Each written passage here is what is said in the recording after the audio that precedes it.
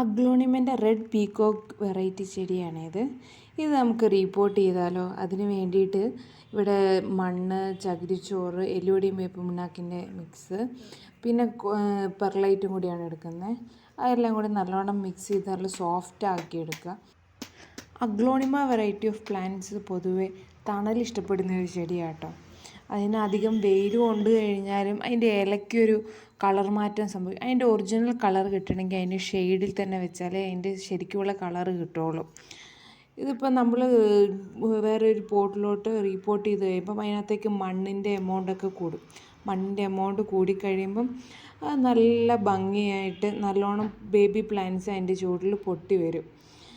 അതുകൂടാണ്ട് ഈ aglaonema വെറൈറ്റീസിന് watering അധികം വേണ്ട. ഒരു 2 ദിവസമൊക്കെ കൂടുമ്പോൾ ഒരിക്കൽ മാത്രം വാട്ടർ ചെയ്ത് കൊടുത്താൽ മതി. സ്റ്റോൺസും കൂടി ഇട്ട് കൊടുക്കുന്നുണ്ടെങ്കിൽ അതിൻ്റെ ചുവട്ടിൽ നല്ലോണം തണുപ്പ് നിൽക്കും.